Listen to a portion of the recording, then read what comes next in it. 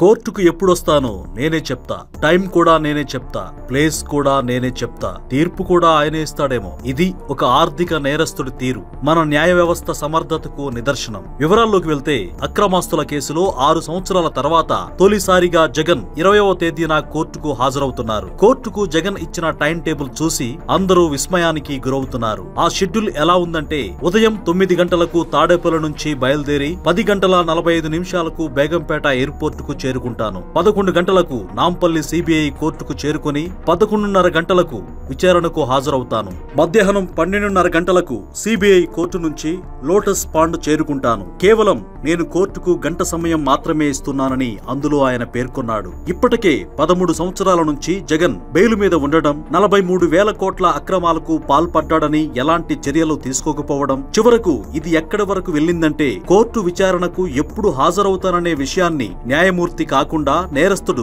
Schedule ఇవ్వడం చూస్తుంటే వ్యవస్థలు డబ్బున్న పెద్దలు అవినీతి గద్దలకు ఏ రకంగా వెసులుబాట్లు కల్పిస్తున్నాయో అని ప్రజలు చర్చించుకుంటున్నారు. అయితే న్యాయస్థానాలు కూడా వారి విశ్వసనీయతను కాపాడుకోవలసిన బాధ్యత వారిపైనే ఉంది. ఇలా అడ్డగోలుగా దోచుకోవడం, దోచుకున్న సొమ్ముతో వ్యవస్థలను మేనేజ్ చేస్తూ బయట తిరగడం, ఇలాంటి వ్యక్తులు మళ్లీ నాయకులవడం, మళ్లీ దోచుకోవడం లాంటివి సమాజానికి చాలా ప్రమాదకరమైన సంకేతాలు పంపిస్తున్నాయి. దయచేసి న్యాయాన్ని, ధర్మాన్ని రక్షించాలని కోరుకుంటున్నాం.